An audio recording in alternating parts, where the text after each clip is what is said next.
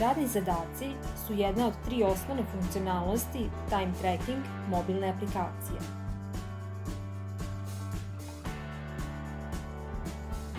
Da biste pristupili radnim zadacima, potrebno je otići na glavni meni i odabrati opciju Moji zadaci.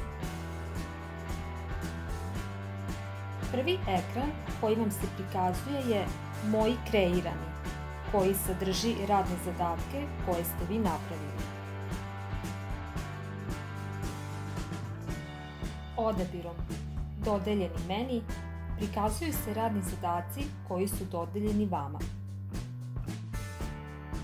Ukoliko želite da kreirate novi radni zadatak, potrebno je da pritisnete plus i unesete naziv i opis, kao i da odaberete krajnji rok.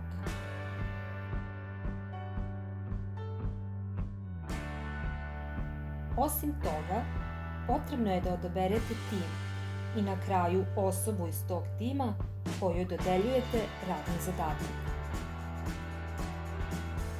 Na kraju, pritiskom na dugme za potvrđivanje, radni zadatak je kreiran i osobi kojoj je dodeljen stiže obaveštenje. Kada vama neko dodeli radni zadatak i vi dobijate obaveštenje, i u tom trenutku je potrebno pritisnuti na dodeljen zadatak i promeniti mu status. Status može biti na čekanju, u procesu, završen, neuspešan.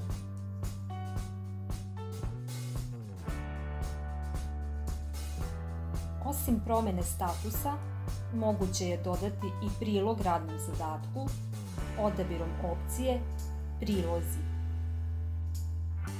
Postoje 2 načina dodavanja priloga, i to putem kamere ili direktno iz telefona. Hvala vam što koristite Time Tracking mobilnu aplikaciju.